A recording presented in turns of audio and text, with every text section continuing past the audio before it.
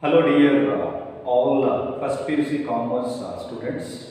I welcome you all again to discuss the same module of our subject statistics. So that is unit number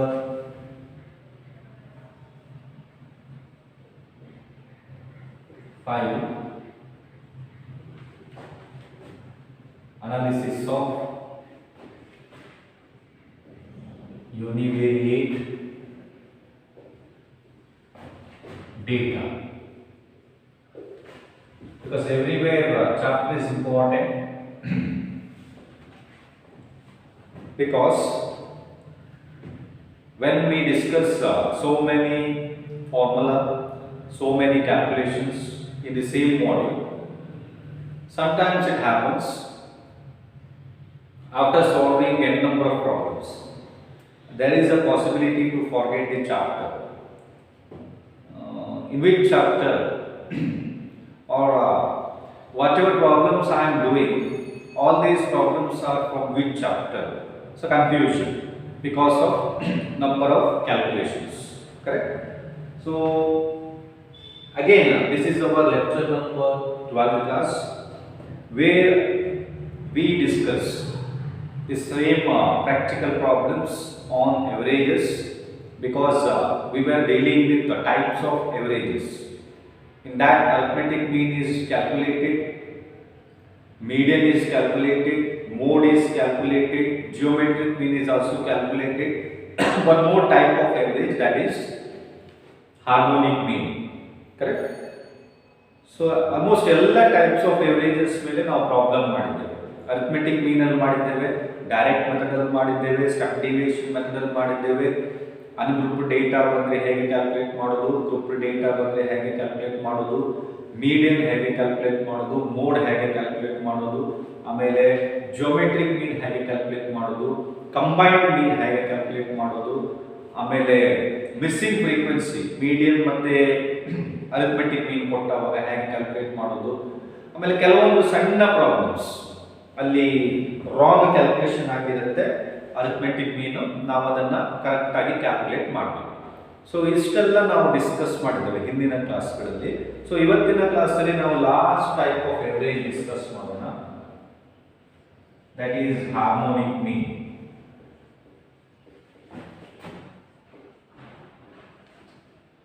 okay, ಇದನ್ನ HM ಅಂತ ಹೇಳ್ತಾರೆ. So what does it mean? ಏನಿದ್ರ meaning ಅಂತ ನೋಡಿ first. Okay, so ಏನು ಈ average meaning ಏನು? ಎಲ್ಲವೂ ಕೂಡ ಎವರೇಜ್ ಅಷ್ಟೇ, ಬಟ್ ಪ್ರತಿಯೊಂದು ಎವರೇಜ್ ಅನ್ನು ನಾವು ಡೇಟಾ ನೋಡಿ ಅಪ್ಲೈ ಮಾಡ್ತೇವೆ, ಡೇಟಾ ನೋಡಿ ಯೂಸ್ ಮಾಡ್ತೇವೆ. ಸೊ ಹಾರ್ಮೋನಿಕ್ ಮೀನ್ ಅಂತ ಹೇಳಿದ್ರೆ, what is the meaning of this harmonic mean? It is the reciprocal of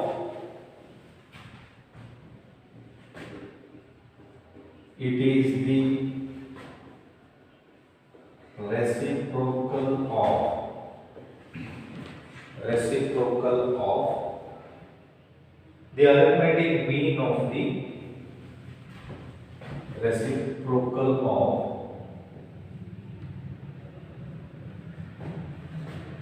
the arithmetic mean of the mean of the reciprocal of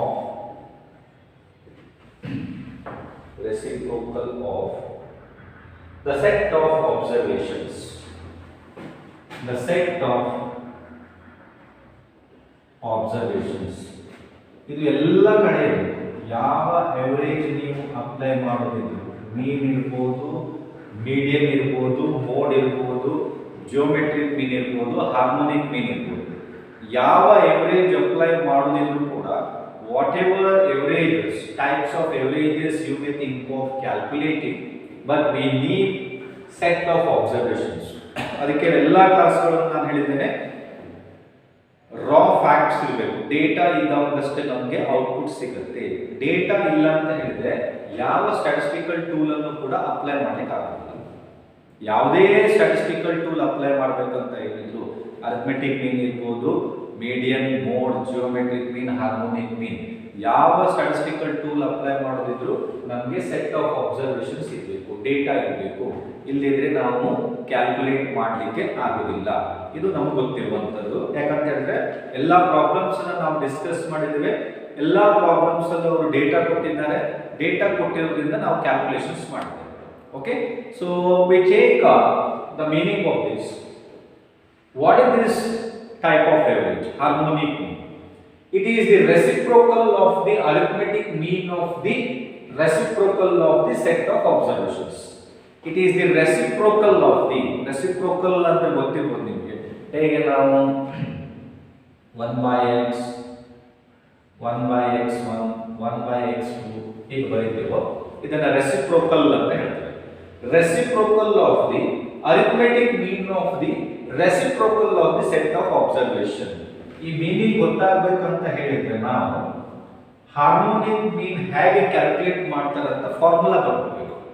ಅವಾಗ ನಮಗೆ ಎಕ್ಸಾಕ್ಟ್ ಮೀನಿಂಗ್ ಗೊತ್ತಾಗುತ್ತೆ. Okay, so just wait for a minute, I write formula to calculate harmonic mean. ಅವಾಗ ನಮಗೆ ಗೊತ್ತಾಗುತ್ತೆ ಈ meaning ಏನು ಅಂತ. Okay, so ಎರಡು ಕೇಸ್ ಅಲ್ಲಿ ನಾವು ಕ್ಯಾಲ್ಕುಲೇಟ್ ಮಾಡ್ತೇವೆ. ಕೇಸ್ 1 ನಲ್ಲಿ ನಮ್ಮದು ungrouped data.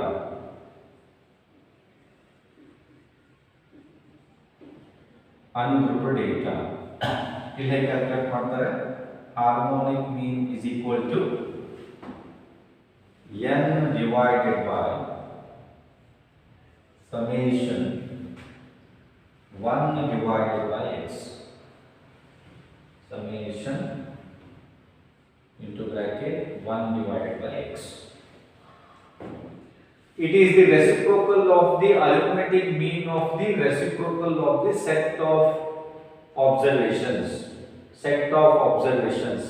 Reciprocal of the arithmetic mean of the reciprocal of the set of observations. Reciprocal of the set of observations. ಅದಕ್ಕೆ ಅದನ್ನ ಹಾರ್ಮೋನಿಕ್ ಮೀನ್ ಅಂತ ಹೇಳ್ತೇವೆ. ಇದು ಯಾವಾಗ ಅನ್ಗ್ರೂಪ್ಡ್ ಡೇಟಾ ಇರುವಾಗ. ಗ್ರೂಪ್ಡ್ ಡೇಟಾ ಇದ್ದಾಗ ಕೇಸ್ 2 ಅಂತ ಬರುತ್ತೆ.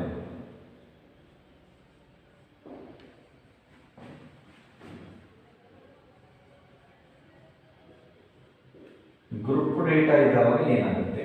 ಅದರಲ್ಲಿ ನಮಗೆ ಡಿಸ್ಕ್ರೀಟ್ ಡೇಟಾ ಬರುತ್ತೆ. So harmonic mean is equal to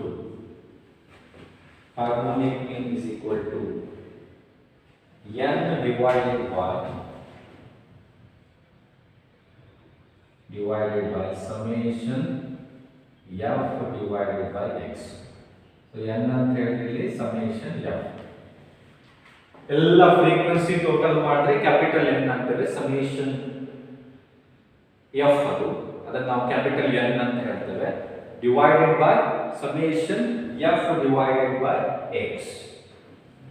So when it is to be used when you are finding frequency. Ungrouped ಡೇಟಾದಲ್ಲಿ ಫ್ರೀಕ್ವೆನ್ಸಿ ಇರಲ್ಲ, ಬರೀ ನಂಬರ್ ಆಫ್ ಅಬ್ಸರ್ವೇಷನ್ಸ್ ಇರುತ್ತೆ x.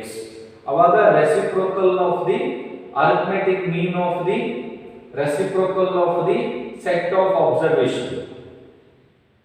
It is ಅಂತ ಹೇಳಿದ್ರೆ harmonic mean is the reciprocal of the arithmetic mean of the reciprocal of the set of observation.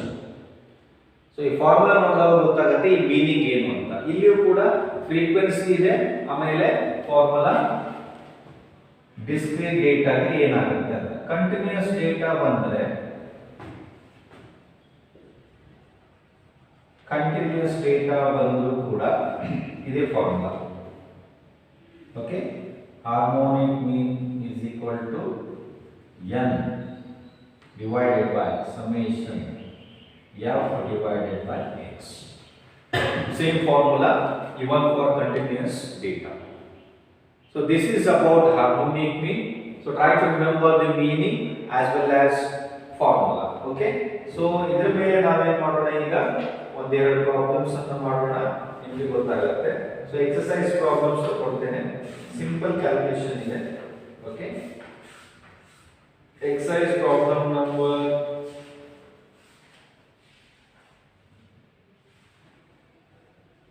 exercise problem number 23. 23. Okay. Find the harmonic mean of 4, 5, 8, 11, 14 and 18.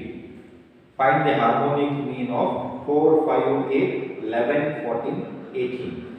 So ಈ ಕೊಟ್ಟಿರೋ data ಏನಿದೆ direct question ಕೇಳಿದ್ರೆ harmonic ಮೀನ್ calculate ಮಾಡಲಿಕ್ಕೆ ಕೊಟ್ಟಿರೋ data ungrouped data ಬರೀ observations ಇದೆ ಅಲ್ಲಿಗೆ ನಾವೇನ್ ಮಾಡಬೇಕಾಯ್ತು ಈ formula ಹಾಕಬೇಕಾಯ್ತು harmonic mean is equal to n divided by summation 1 by x. Okay, so ಇಲ್ಲಿ ಏನು ಮಾಡೋಣ ಈಗ ಫಾರ್ಮುಲಾ ಹಾಕೋಣ.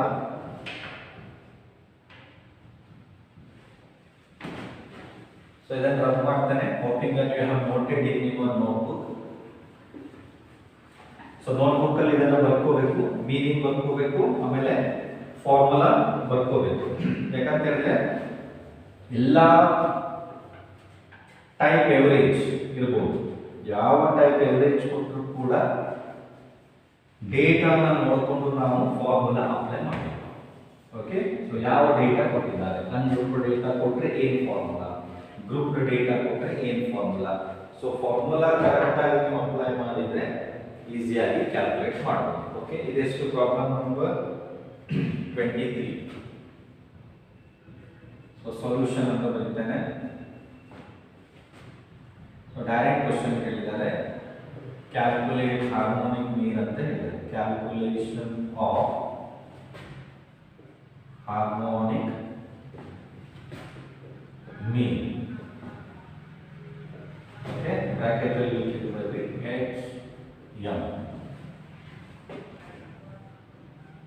Calculation of harmonic. So first ನಾವೇನ್ ಮಾಡ್ಕೋಬೇಕು, ಫಾರ್ಮುಲಾ ಹಾಕೋಬೇಕು. ಫಾರ್ಮುಲಾ ಯಾವ ಫಾರ್ಮುಲಾ ಅಂತ ಗೊತ್ತಾಗುತ್ತೆ ನಮಗೆ. ಇಲ್ಲಿ ಅನ್ಗ್ರೂಪ್ಡ್ ಡೇಟಾನೋ ಗ್ರೂಪ್ಡ್ ಡೇಟಾನೋ ಅಥವಾ ಬರೀ ಎಕ್ಸ್ ಅಷ್ಟೇ ಕೊಟ್ಟಿದ್ದಾರೆ ವ್ಯಾಲ್ಯೂಸ್ 4, 5, 8, 11, 14, 18 ಬರೀ ಎಕ್ಸ್ ಅಷ್ಟೇ ಕೊಟ್ಟಿರೋದ್ರಿಂದ ನಾವು ಫಸ್ಟ್ ಫಾರ್ಮುಲಾ ಹಾಕ್ಬೋದು ಅಲ್ವಾ. Harmonic mean is equal to n divided by summation ಅಂದ್ರೆ sum of reciprocal of x observation, sum of reciprocal of observation, that is summation 1 by x. Okay, so n ಎಷ್ಟಿದೆ ಈಗ ನಮಗೆ ಇಲ್ಲಿ count ಮಾಡಿ 1 2 3 4 5 6 ಇದೆ. So n 6 ಇದೆ. So 6 divided by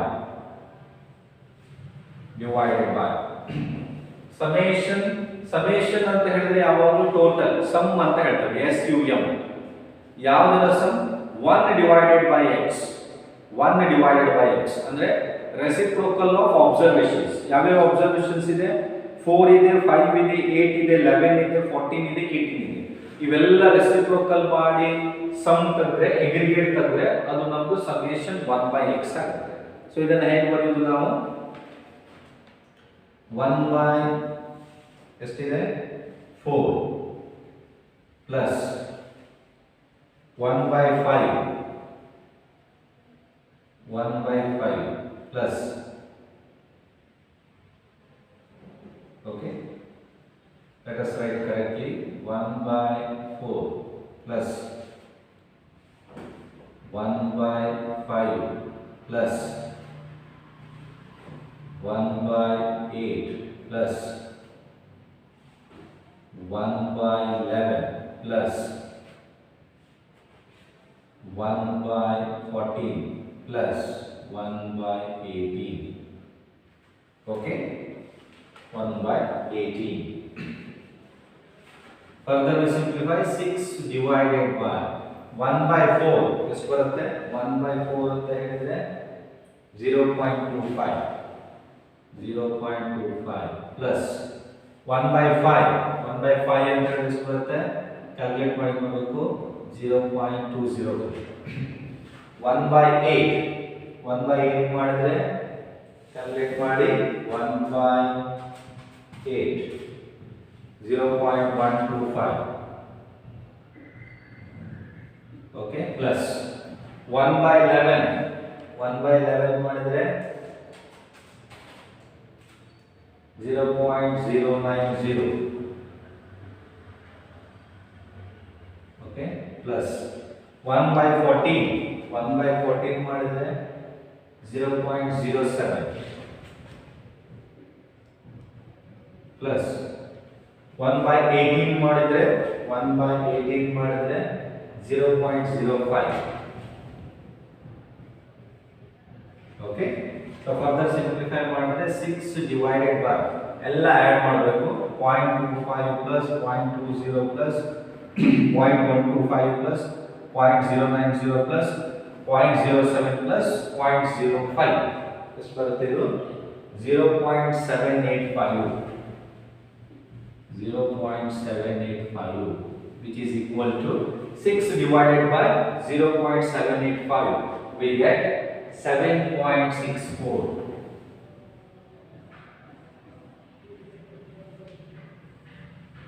So 7.64.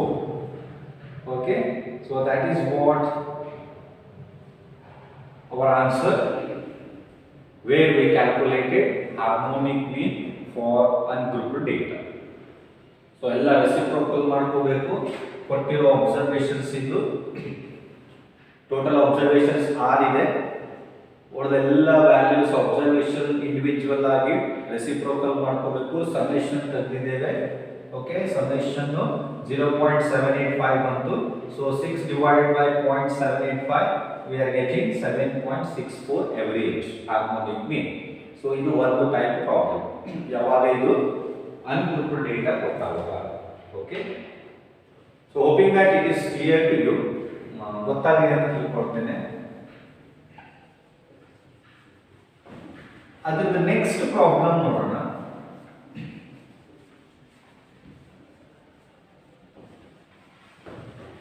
Next problem ನೋಡೋಣ. 24, problem number 24. Sorry, 24 problem ಓದ್ತಾವಾಗ ನಿಮಗೆ 23 ಮತ್ತು 24 ಪ್ರಾಬ್ಲಮ್ ಅಲ್ಲಿ ಏನು ಡಿಫರೆನ್ಸ್ ಇದೆ ಅಂತ ಗೊತ್ತಾಗುತ್ತೆ. Okay, you can identify the difference between these two problems 23 and 24 once we read problem number 24. Find harmonic mean for the following data. Class interval frequency 0 to 10 10, 10 to 20 5, 20 to 30 8, 30 to 40 7, 40 to 50 4. So ಇಲ್ಲಿ ನಾವು 23 ಮತ್ತು 24 ಪ್ರಾಬ್ಲಮ್ಗೆ difference ನೋಡಬಹುದು. ನೋಡಿ, 23 problem ಅಲ್ಲಿ ಬರೀ observations ಕೊಟ್ಟಿದ್ರು, ungrouped data x1 x2 x3 x4 x5 x6 ಅಂತ ಕೊಟ್ಟಿದ್ರು.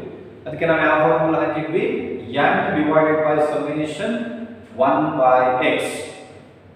ಬಟ್ ಈ ಪ್ರಾಬ್ಲಮ್ ಅಲ್ಲಿ 24th ಪ್ರಾಬ್ಲಮ್ ಅಲ್ಲಿ ಕ್ಲಾಸ್ ಇಂಟರ್ವಲ್ ಕೊಟ್ಟಿದ್ದಾರೆ, ಕಂಟಿನ್ಯೂಸ್ ಫ್ರೀಕ್ವೆನ್ಸಿ ಡಿಸ್ಟ್ರಿಬ್ಯೂಷನ್ ಕೊಟ್ಟಿದ್ದಾರೆ ಮತ್ತೆ ಫ್ರೀಕ್ವೆನ್ಸಿ ಕೂಡ ಕೊಟ್ಟಿದ್ದಾರೆ.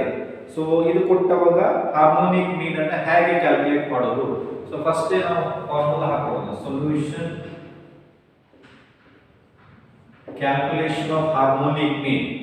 ಸೊ ಕ್ಲಾಸ್ ಇಂಟರ್ವಲ್ ಕೊಟ್ಟಿದ್ದಾರೆ, ಕಂಟಿನ್ಯೂಸ್ ಡೇಟಾ ಹೇಗೆ ಕ್ಯಾಲ್ಕುಲೇಟ್ ಮಾಡ್ತೇವೆ? Harmonic mean is equal to capital N divided by summation into bracket f divided by x. Okay, so n ಅಂದ್ರೆ ಏನು? summation f. ಸೊ ನಮಗೆ ಏನೇನು ಬೇಕು ಈಗ? n ಬೇಕು, f divided by x ಬೇಕು. ಕ್ಯಾಲ್ಕುಲೇಟ್ ಮಾಡೋಣ, ಕಾಲಮ್ಸ್ ಹಾಕೋಣ. ಕಾಲಮ್ ನಂಬರ್ 1 ಏನಿದೆ? ಕ್ಲಾಸ್ ಇಂಟರ್ವಲ್ ಇದೆ, ಕರೆಕ್ಟಾ? ಸೊ 0 to 10 ಇಂದ 40 to 50, 0 to 10, 10 to 20, 20 to 30, 30 to 40, 40 to 50, ಕರೆಕ್ಟಾ? ಫ್ರೀಕ್ವೆನ್ಸಿ ಕೊಟ್ಟಿದ್ದಾರೆ, ಕಾಲಮ್ ನಂಬರ್ 2 ಅಂತ ಮಾಡೋಣ. ಫ್ರೀಕ್ವೆನ್ಸಿ ಎಷ್ಟಿದೆ? 10 5 8 7 4, 10 5 8 7 4. ಇದು ಟೋಟಲ್ ಮಾಡಿದ್ರೆ ಏನಾಗುತ್ತೆ? ನಮ್ಮದು n ಆಗುತ್ತೆ. ಎಷ್ಟಾಗುತ್ತೆ ಟೋಟಲ್ ಮಾಡಿದ್ರೆ?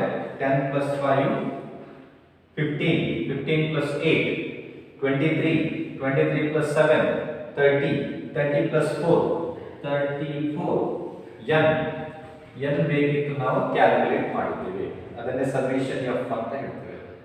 ಸೊ ಇನ್ನೊಂದು ಕಾಲಮ್ ಅನ್ನು ನಾವು ಮಾಡಬೇಕು, ಯಾವ್ದನ್ನ ಕ್ಯಾಲ್ಕುಲೇಟ್ ಮಾಡಲಿಕ್ಕೆ, ಎಫ್ ಬೈ ಎಕ್ಸ್. ಕರೆಕ್ಟಾ? ಬಟ್ ಎಫ್ ಬೈ ಎಕ್ಸ್ ಬೇಕು ಅಂತ ಹೇಳಿದ್ರೆ ಎಕ್ಸ್ ಹೇಗೆ ಕ್ಯಾಲ್ಕುಲೇಟ್ ಮಾಡೋದು? ಸೊ ಕ್ಲಾಸ್ ಇಂಟರ್ವಲ್ ಕೊಟ್ಟವಾಗ ಎಕ್ಸ್ ಅನ್ನ ಹೇಗೆ ಕ್ಯಾಲ್ಕುಲೇಟ್ ಮಾಡೋದು? ಎಕ್ಸ್ ಏನ್ ಬರುತ್ತೆ ಇಲ್ಲಿ, ಕಾಲಮ್ ನಂಬರ್ 3. ಇದನ್ನ ನಾವು ಹೇಳ್ತೇವೆ ಮಿಡ್ ಪಾಯಿಂಟ್. ಆಲ್ರೆಡಿ ಗೊತ್ತಿದೆ ನಮಗೆ, ಮೀಡಿಯನ್ನೆಲ್ಲ ಕ್ಯಾಲ್ಕುಲೇಟ್ ಮಾಡುವಾಗ ಮಾಡಿದ್ದೇವೆ. ಹೇಗೆ ಕ್ಯಾಲ್ಕುಲೇಟ್ ಮಾಡೋದು? ಇದು lower value plus upper value divided by 2 ಮಾಡಿದ್ರೆ ನಮಗೆ ಮಿಡ್ ಪಾಯಿಂಟ್ ಸಿಗುತ್ತೆ. Okay, so 0 plus 10 divided by 2, ಇಲ್ಲಿ 5 ಆಯ್ತಾ, ಇಲ್ಲಿ 15, here 25, here 35, here 45. So all these are midpoints. How to get the midpoints? Lower value plus upper class interval divided by 2. Midpoint we get. So f ನಾವು calculate ಮಾಡಿದ್ವಿ ಅನ್ನೋದಕ್ಕಿಂತ question ಅಲ್ಲಿ ಕೊಟ್ಟಿದ್ದಾರೆ x ಅನ್ನು ನಾವು ಕ್ಯಾಲ್ಕುಲೇಟ್ ಮಾಡಿದ್ದೇವೆ. ನಮಗೆ ಬೇಕೀಗ f by x ಬೇಕು. So column number 4. Okay, column number 4, f divided by x. So column number 4 is equal to column number 2 divided by column number 3. Correct? Column number 4 is equal to column number 2 divided by column number 3. Correct? F divided by x. So 10 divided by 5, 2 ಬರುತ್ತಾ?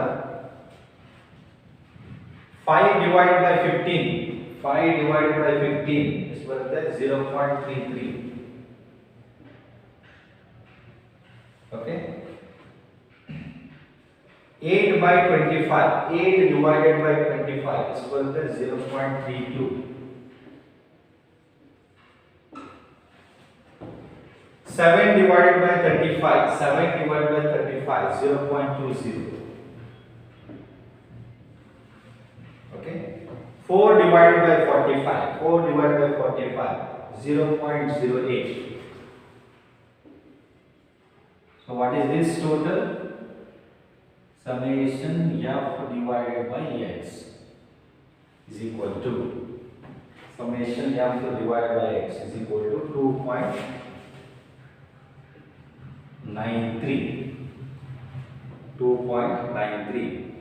So we calculate, therefore harmonic mean is equal to n divided by summation f by x. n ಎಷ್ಟಿದೆ? 34 divided by summation f by x ಎಷ್ಟಿದೆ? 2.93. that equals to, what is the final answer? 11.60. 11.60. This is when they give continuous data. Continuous data ಕೊಟ್ಟವಾಗ ಈ formula ಹಾಕ್ತೇವೆ. Continuous data ಕೊಟ್ಟವಾಗ ಈ ಫಾರ್ಮುಲಾನ apply ಮಾಡಬೇಕು. Okay, so ಇಲ್ಲಿ ಕಂಟಿನ್ಯೂಸ್ ಡೇಟಾ ಕೊಟ್ಟಿದ್ರು, ಫಾರ್ಮುಲಾ ಅಪ್ಲೈ ಮಾಡ್ಕೊಂಡ್ವಿ ನಾವು. Harmonic mean is equal to n divide by summation f by x ಅಂತ. ಕ್ಲಾಸ್ ಇಂಟರ್ವಲ್ ಅವರು ಕೊಟ್ಟಿದ್ರು, ಫ್ರೀಕ್ವೆನ್ಸಿ ಅವರು ಕೊಟ್ಟಿದ್ರು. Frequency we got the total 34, that is nothing but n. ಕರೆಕ್ಟಾ? ಸೊ ಫ್ರೀಕ್ವೆನ್ಸಿ ಟೋಟಲ್ ಮಾಡಿದವಾಗ 34 ಸಿಕ್ತು. ಆಮೇಲೆ ಫಾರ್ಮುಲಾದಲ್ಲಿ ಮತ್ತೇನು ಬೇಕು ನಮಗೆ? f ಡಿವೈಡ್ ಬೈ x ಬೇಕು. ಬಟ್ f ಅನ್ನು already it is given, f ಅನ್ನು ಕೊಟ್ಟಿದ್ದಾರೆ. ಸೊ x ಬೇಕು ಅಂತ ಹೇಳಿದ್ರೆ ನಾವು ಕ್ಯಾಲ್ಕುಲೇಟ್ ಮಾಡಬೇಕು, ಅದನ್ನ ಮಿಡ್ ಪಾಯಿಂಟ್ ಅಂತಾರೆ. ಸೊ ಮಿಡ್ ಪಾಯಿಂಟ್ ಕ್ಯಾಲ್ಕುಲೇಟ್ ಮಾಡಬೇಕು ಅಂತ ಹೇಳಿದ್ರೆ lower limit plus upper limit divide by 2 ಮಾಡಿದ್ರೆ ನಮಗೆ ಮಿಡ್ ಪಾಯಿಂಟ್ ಸಿಗುತ್ತೆ. 0 plus 10 divided by 2, 5. 10 plus 20 divided by 2, 15.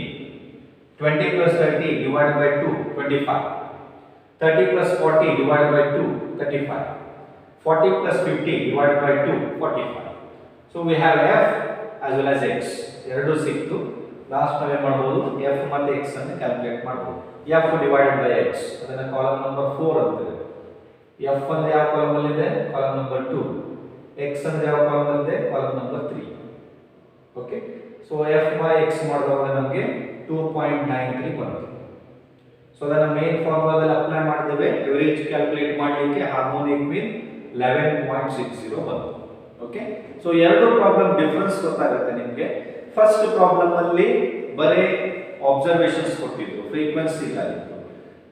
Second ಫಾರ್ಮುಲಾದಲ್ಲಿ second problem ಅಲ್ಲಿ ಅಬ್ಸರ್ವೇಷನ್ ಕೊಟ್ಟಿದ್ದಾರೆ, ಕಂಟಿನ್ಯೂಸ್ ಡೇಟಾ ಕೊಟ್ಟಿದ್ದಾರೆ, ಫ್ರೀಕ್ವೆನ್ಸಿನೂ ಕೊಟ್ಟಿದ್ದಾರೆ. ಸೊ ಅಲ್ಲಿ ಫಾರ್ಮುಲಾ ಬೇರೆ ಆಗುತ್ತೆ, ಇಲ್ಲಿ ಫಾರ್ಮುಲಾ ಬೇರೆ ಆಗುತ್ತೆ.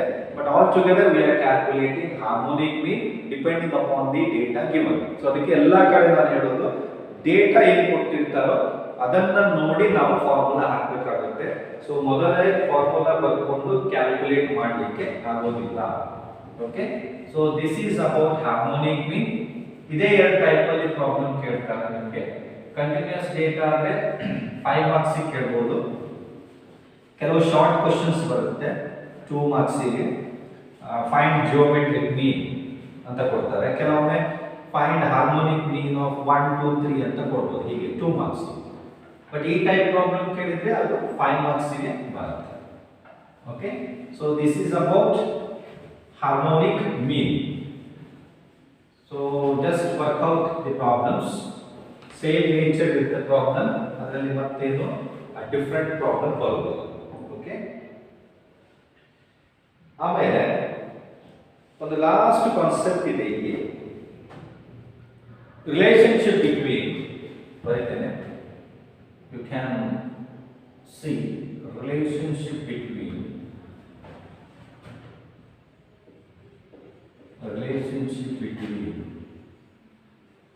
arithmetic mean, geometric mean and harmonic mean.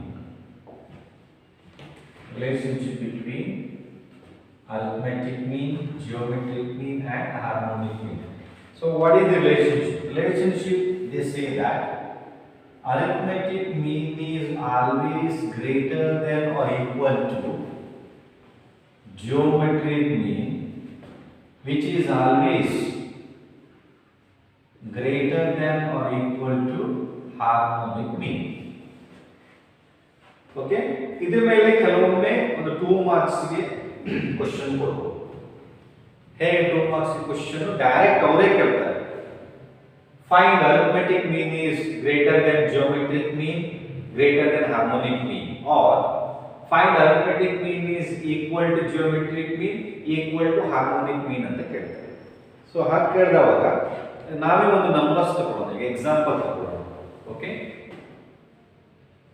ಒಂದು ಎಕ್ಸಾಂಪಲ್ ತಗೊಳ್ಳೋಣ.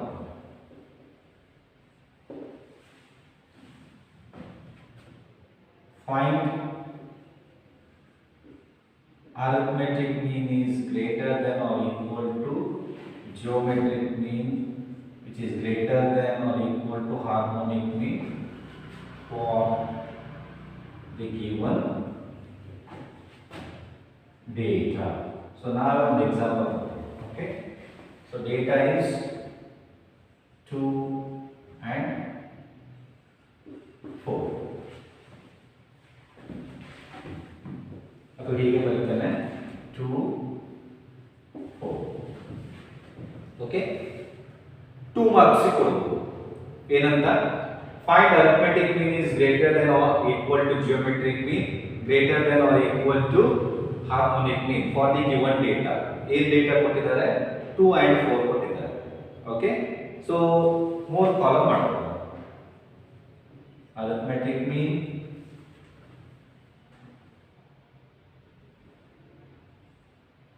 okay, geometric mean, okay, harmonic mean. Just one example ನಮಗೆ ಅಂಡರ್ಸ್ಟ್ಯಾಂಡ್ ಆಗಲಿಕ್ಕೆ, ಹೇಗೆ ಅರಿಥಮೆಟಿಕ್ ಮೀನು ಜಿಯೋಮೆಟ್ರಿಕ್ ಮೀನ್ ಗಿಂತ ಹೆಚ್ಚಿಗೆ ಇರುತ್ತೋ ಅಥವಾ ಈಕ್ವಲ್ ಆಗಿರುತ್ತೋ, ಹಾಗೆ ಜಿಯೋಮೆಟ್ರಿಕ್ ಮೀನು ಕೂಡ ಹಾರ್ಮೋನಿಕ್ ಮೀನ್ ಗಿಂತ ಹೆಚ್ಚಿಗೆ ಅಥವಾ ಈಕ್ವಲ್ ಆಗಿರುತ್ತೆ. ಓಕೆ, ಸೊ ಸೊ ಅರಿಥಮೆಟಿಕ್ ಮೀನ್ 2ಕ್ಕಿಂತ ಹೆಚ್ಚಿಗೆ ಆಗಿರುತ್ತೆ ಅಥವಾ ಈಕ್ವಲ್ ಆಗಿರುತ್ತೆ. ಸೊ ಹೇಗೆ? ಸೊ ಇಲ್ಲಿ ನಾವು 2 ಮತ್ತು 4 ಗೆ ಅರಿಥಮೆಟಿಕ್ ಮೀನ್ ಕ್ಯಾಲ್ಕುಲೇಟ್ ಮಾಡಬೇಕು, 2 ಮತ್ತು 4 ಗೆ ಜಿಯೋಮೆಟ್ರಿಕ್ ಮೀನ್ ಕ್ಯಾಲ್ಕುಲೇಟ್ ಮಾಡಬೇಕು, 2 ಮತ್ತು 4 ಗೆ ಹಾರ್ಮೋನಿಕ್ ಮೀನ್ ಕ್ಯಾಲ್ಕುಲೇಟ್ ಮಾಡಬೇಕು. ಒಂದು ಸಣ್ಣ problem for our understanding purpose. Okay, so 2 4 therefore arithmetic mean ಹೇಗೆ ಕ್ಯಾಲ್ಕುಲೇಟ್ ಮಾಡೋದು? x bar is equal to summation x divided by n. so summation x means 2 plus 4 divided by 2. okay, so 6 divided by 2 that equals to 3. so arithmetic mean is, or average is, x bar is 3. arithmetic mean calculated. Geometric mean is equal to nth root of product of observation. So nth root means 2 numbers, square root only. Okay, so 2 4s are 8, square root of 8, square root of 8 is the square root of the, okay, 2.82, 2.82. This is geometric mean. Okay, and harmonic mean, how to get this? Therefore harmonic mean is equal to n divided by summation 1 by x, 1 by x. Yesterday I know number of observations 2 divided by summation 1 by x, that is 1 by 2 plus 1 by 4 is equal to 2 divided by 1 by 2 means 0.5, 1 by 4 means 0.25, correct? 1 by 2, 1 by 4, so 1 by 2 50%, 0.5, 1 by 4 25%, correct? 0.25. so 0.5 plus 0.25, 0.75. okay, 2 divided by 0.75, which is equal to 2 divided by 0.75, 2 divided by 0.75 is equal to 2.66, 2.66. now you can compare. ಈಗ ನಾವು compare ಮಾಡಬಹುದು, ಅವ್ರು ಏನು relationship ಕೊಟ್ಟಿದ್ದಾರೋ ಅದು correct ಇದೆಯೋ ಇಲ್ವೋ ಅಂತ ನೋಡಿ. Arithmetic mean is greater than or equal to geometric mean. ಎಷ್ಟು ಬಂದಿದೆ? ಅರಿಥಮೆಟಿಕ್ ಮೀನು 3 ಬಂದಿದೆ, geometric mean 2.82. So arithmetic mean is greater than geometric mean. and even geometric mean is greater than or equal to harmonic mean. geometric mean ಎಷ್ಟಿದೆ? 2.82 ಇದೆ. harmonic mean ಎಷ್ಟಿದೆ? 2.66 ಇದೆ. ಅಂದ್ರೆ geometric mean is greater than harmonic mean. But ಎರಡನ್ನೂ geometric mean, harmonic mean, arithmetic mean ಜೊತೆ compare ಮಾಡಿದವಾಗ arithmetic mean is more than geometric mean and harmonic mean, sometimes equal to.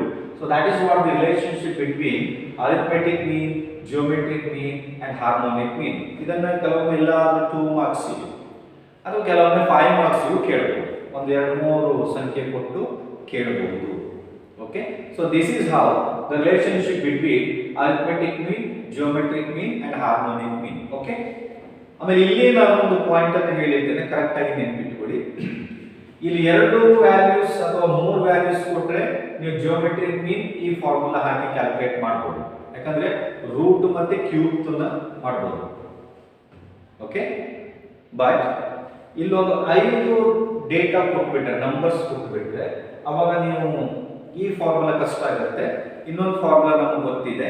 Okay, log table apply ಮಾಡಿ geometric mean is equal to anti-log into bracket summation log x divided by n. ಆ formula ಹಾಕಿ calculate ಮಾಡಿದ್ರೆ ಇನ್ನೂ ಸುಲಭ ಆಗುತ್ತೆ. Okay, so ಇಲ್ಲಿ problem number ಇದೆ, problem number 27 ಇದೆ.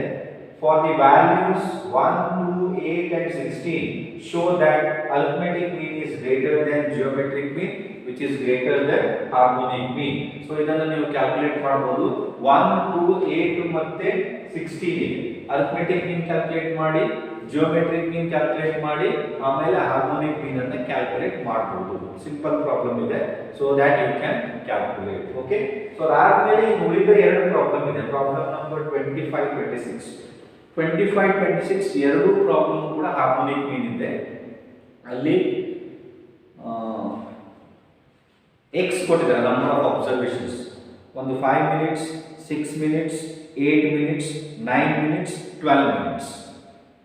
So direct ನೀವು ಹಾರ್ಮೋನಿಕ್ ಮೀನ್ ಫಾರ್ಮುಲಾ ಹಾಕಬೇಕು. ಯಾಕಂತ ಹೇಳಿದ್ರೆ ಕೇಳ್ಬೋದು ನೀವು, ಸರ್ ಅರಿಥಮೆಟಿಕ್ ಮೀನ್ ಫಾರ್ಮುಲಾ ಹಾಕಿದ್ರೆ ಆಗೋದಿಲ್ಲ ಅಂತ. Arithmetic mean is the common average. Common average and one of the uses of harmonic mean. So ನಾನು ಬರ್ಸಿಲ್ಲ ಅಂತ ಕಾಣುತ್ತೆ, ಬಟ್ ನಾನು ಹೇಳ್ತೇನೆ. ಹಾರ್ಮೋನಿಕ್ ಯೂಸ್ ಅಂತ ಹೇಳಿದ್ರೆ ಇಲ್ಲೇ ಬರ್ತಿರ್ತೇನೆ, use of harmonic mean. So ಇದು ರಬ್ ಮಾಡ್ತೇನೆ ನಾನು. Okay, one of the uses. ಯಾಕಂತ ಹೇಳಿದ್ರೆ ಜಿಯೋಮೆಟ್ರಿಕ್ ಮೀನ್ ಯೂಸ್ ನಮಗೆ ಗೊತ್ತಾಗಿದೆ. ಜಿಯೋಮೆಟ್ರಿಕ್ ಮೀನ್ ಯೂಸ್ ಏನು ಹೇಳುತ್ತೆ? To find the average growth. To find the average growth, ಅದು ಜಿಯೋಮೆಟ್ರಿಕ್ ಮೀನ್. ಸೊ ಯಾವ ಡೇಟಾ ಕೊಟ್ಟಿರ್ತಾರೋ ಅದರ ಎವರೇಜ್ ಗ್ರೋತ್ ಕ್ಯಾಲ್ಕುಲೇಟ್ ಮಾಡಲಿಕ್ಕೆ ನಾವು ಜಿಯೋಮೆಟ್ರಿಕ್ ಮೀನ್ ಅನ್ನು ಯೂಸ್ ಮಾಡ್ತೀವಿ. Okay, now what is the use of harmonic mean? When to use the harmonic mean? ಯಾವಾಗ harmonic mean ಅನ್ನು ಯೂಸ್ ಮಾಡಬೇಕು? ಸೊ ಒಂದೇ ಯೂಸ್ ಇದೆ, use of harmonic mean. when to use ಅಂದ್ರೆ harmonic mean ಅನ್ನು average ಅನ್ನು ಯಾವಾಗ ಅಪ್ಲೈ ಮಾಡಬೇಕು, that is use of harmonic mean. when to use. Okay, I write here, it is used for averaging. It is used for averaging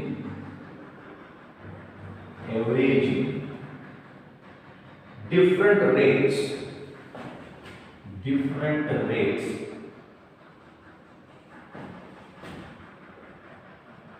producing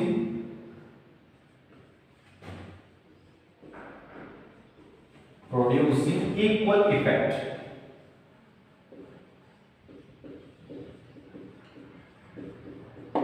Producing equal effect. Okay, so ಇದನ್ನ ಎಲ್ಲಿ apply ಮಾಡ್ತಾರೆ harmonic mean ಅನ್ನ? It is used for averaging different rates. ಬೇರೆ ಬೇರೆ ರೇಟ್ಗಳು ಏನು ಕೊಟ್ಟಿರ್ತಾರೋ, data ಏನು ಕೊಟ್ಟಿರ್ತಾರೋ, ಇಲ್ಲಿ ನಾವು ರೇಟ್ ಅಂದ್ರೆ ಡೇಟಾ ಅಂತ ತಗೊಳ್ಳೋದು. ಬೇರೆ ಬೇರೆ ಡೇಟಾ ಏನು ಕೊಟ್ಟಿರ್ತಾರೋ ಆ ಎಲ್ಲ ಡೇಟಾಗಳು ಏನು ಔಟ್ಪುಟ್ ಕೊಡುತ್ತೋ ಅದು ಈಕ್ವಲ್ ಇಫೆಕ್ಟ್ ಆಗಿರುತ್ತೆ.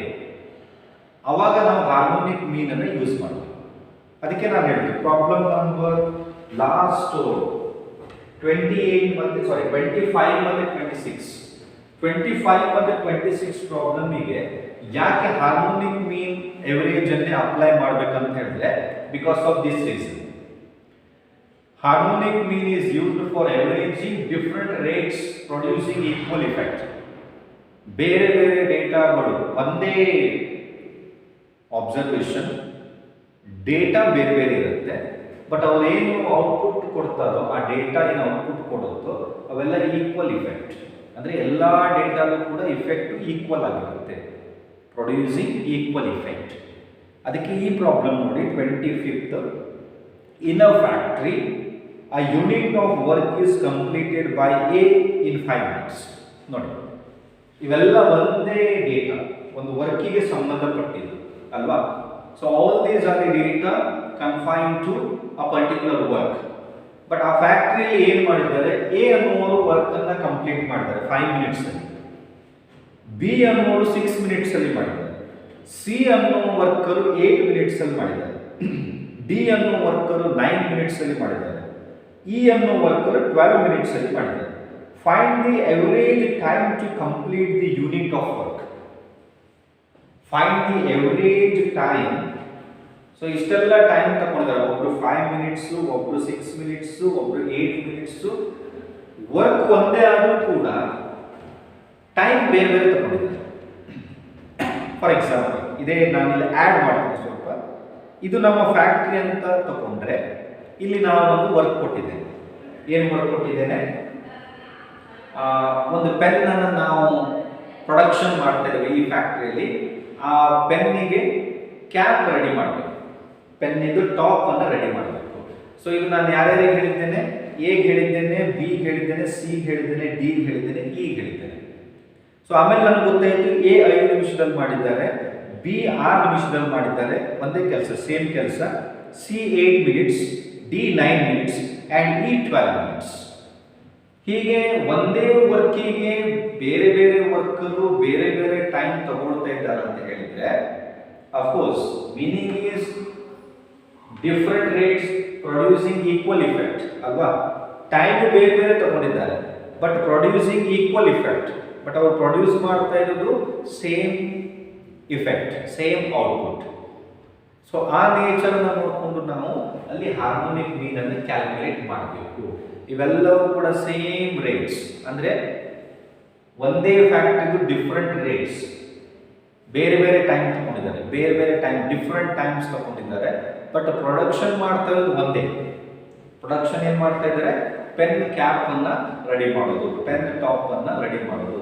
ಅದಕ್ಕೆ ಇಲ್ಲಿ ನಾವು ಹಾರ್ಮೋನಿಕ್ ಮೀನ್ ಅಪ್ಲೈ ಮಾಡಬೇಕು. ಇಲ್ಲಿ ಏನಾಗುತ್ತೆ, ಎನ್ ಎಷ್ಟಾಗುತ್ತೆ ಇಲ್ಲಿ, A B C D E ಅಂದರೆ 5 6 8 9 12. ಸೊ 5 ಆಯ್ತಾ, A B C D E.